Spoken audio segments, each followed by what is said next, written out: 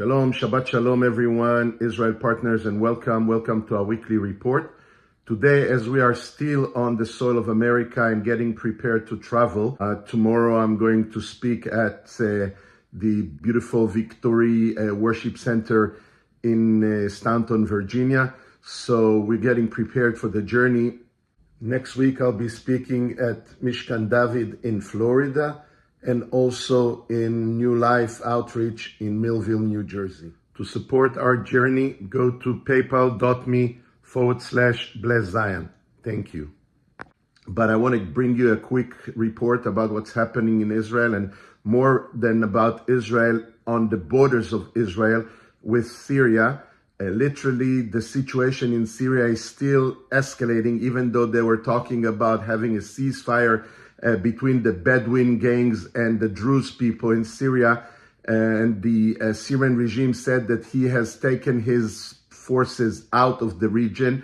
We still hear about clashes and demonstrations of war between Sunni Muslims and Druze people in the mountain of the Druze in the southern parts of Syria. We're hearing about terrible news coming out of over 718 people that lost their lives in those recent clashes.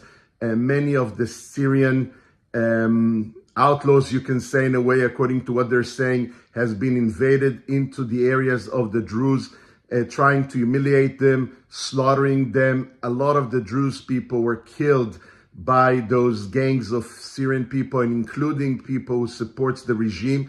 Israel had to intervene, and Israel was attacking the Syrian military and some Syrian officials, making a point that they will not allow another massacre, genocide that was planned to be taking place in the areas of the Druze people, just because they are not Muslims. They broke out of Islam about 1,000 years ago. So all these jihadists that are the supporters of Ashara, the so-called president of Syria, they thought that this is a good chance for them now, when nobody is looking, to go and pursue their main goal of jihad and to kill all the infidels.